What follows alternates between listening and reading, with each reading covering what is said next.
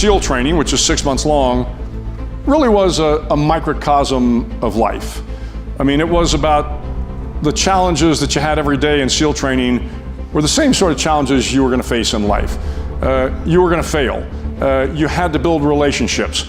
There were going to be bullies out there. There were bad things that happened in that 6 months that, to me, after now almost 37 years after I had gone through SEAL training, I realized that it really was a reflection of life at large. Only about a quarter of those who go through Navy SEAL training actually make it. Yeah. It's an astoundingly low percentage. What's the difference between those who succeed and those who fail? In my class, we had an American Indian, we had African Americans, we had Polish, French, we had a lot of first generation kids. There's only one thing that we all have in common, and it isn't our physical fitness. It's the fact that we didn't quit. I'm going to kind of walk you through my career and just give you this sense of some of the things that I have learned along the way.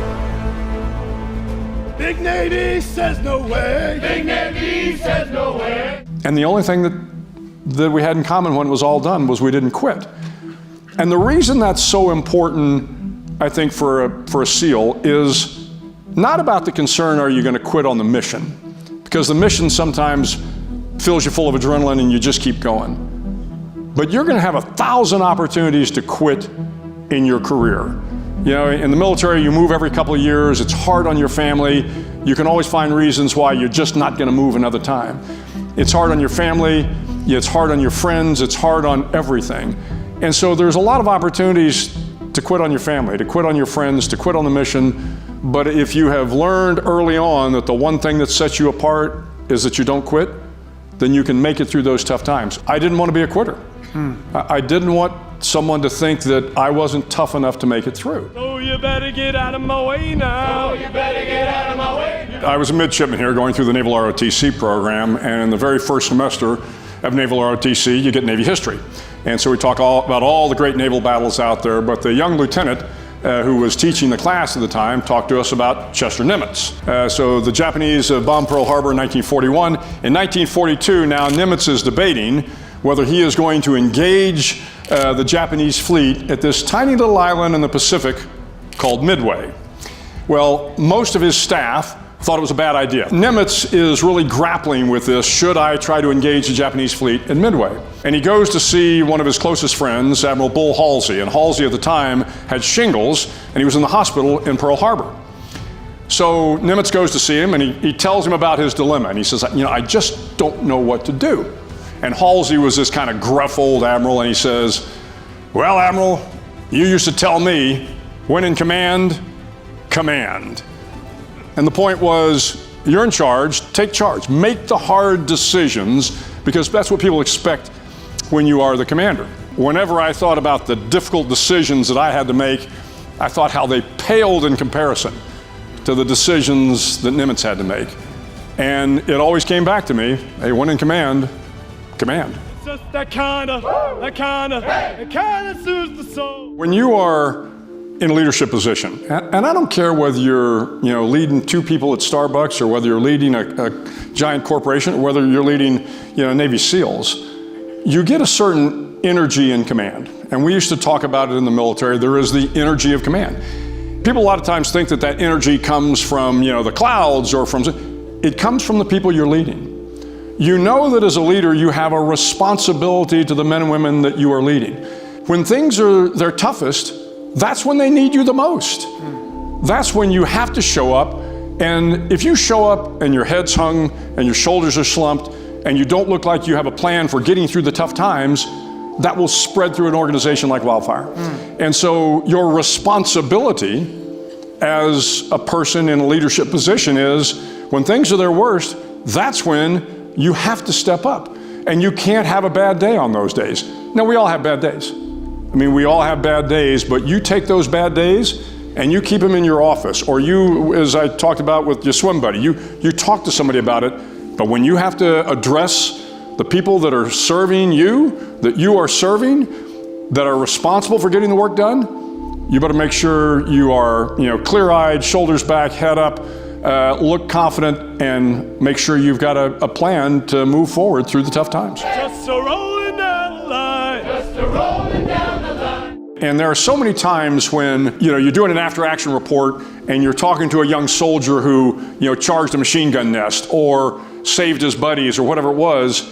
And invariably when you talk to them, they say, look, I was just doing my job. I was doing what I was trained to do. And I would offer that that's a large part of it. Mm-hmm. You know when you're being trained that, okay, my job is to do this and I'm going to stay here, fighting the enemy in my field of fire, whatever it happens to be. But then there's a point where it is the fight or flight. And that's when you see the real courage come out.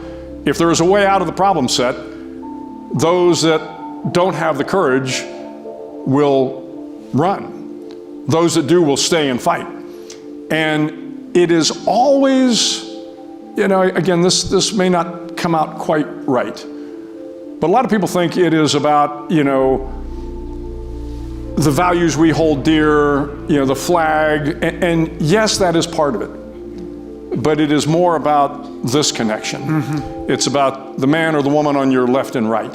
How much do you care about them? Are you willing to sacrifice your life so that they can live? And it is in the quieter times where you reflect on why you did that and you realize it is about America. It is about our values. It is about the fact that we grew up with similar values, which is why I want to save your life. But it is more the connection. I had a general I used to work for talked about kind of the 4 stages. He said, look, we all go through this stage when we're young men in particular, and I went through it with SEAL training. You have this challenge. Okay, there's a challenge before me. I'm going to overcome that challenge. And then the challenge becomes an adventure. And for me, I'm sailing around the world. I'm jumping out of airplanes, locking out of submarines. I'm doing the sorts of things that I always wanted to do. And then it becomes a profession. And when I was about 15 years in, I became a commanding officer. And it's a profession. It is the profession of arms. And you value that profession of arms. And you learn everything you can. But at some point in time, it becomes a calling.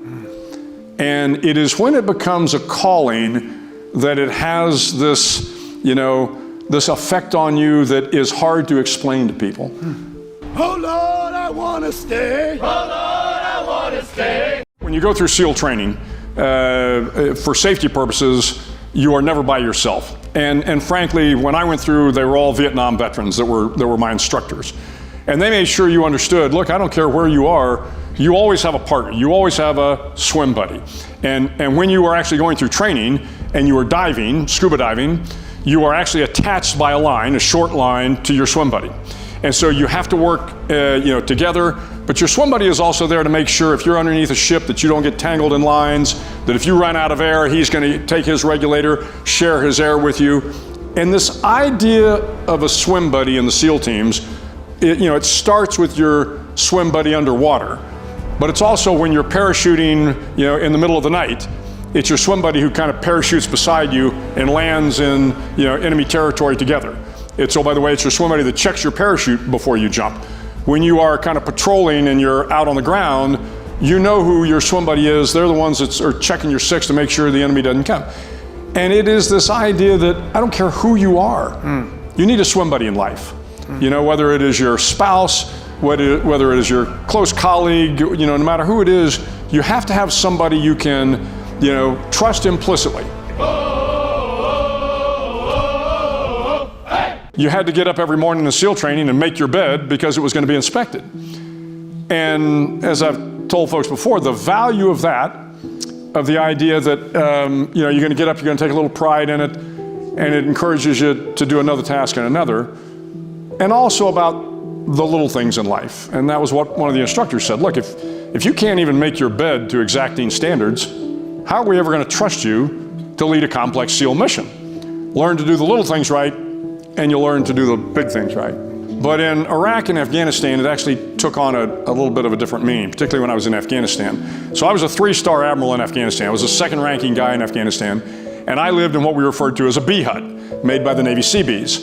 And it was just a plywood room. And in my plywood room was a bed. That was it. The latrines, the heads were outside. There was no shelf, just a bed.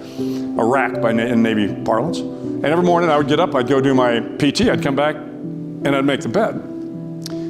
Because outside my bee hut was a wartime environment. Unfortunately, every week we lost kids in combat. Civilians were inadvertently killed. Some admiral, some general, some president, some prime minister. Somebody was yelling at me about something outside that door. And my days were long. I mean, my average day was probably 20 hours a day. And some days you'd go days before getting back to that room. But when I got back to the room and I opened my plywood door, the bed was made. And it gave me some sense of control of my life. And again, hard to kind of square the circle on why that's the case, but when you open the room and the bed is made, there's a sense of order. And I've told folks, look, it's a simple task, but I really do think it makes a difference. Certainly makes a difference for me. It's just that kind of suits soul. So, yeah, we have problems today, but here's why I am optimistic.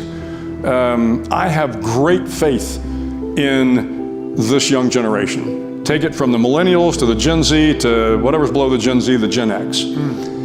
And I think people are always surprised by that when I say that, because there's this narrative out there that, the millennials are these, soft little entitled snowflakes. And of course, I've said it 1,000 times, but then you've never seen them in a firefight in Afghanistan, or going to the University of Texas to make a better life for themselves and their families. It's a great generation of young men and women. Every generation thinks the next generation isn't good enough because they didn't walk 3 miles in the snow to get to school or whatever. Well, I'm telling you, this generation is absolutely good enough to get us out of whatever problems we're in. And I think they will. And so I always remain optimistic. You have to.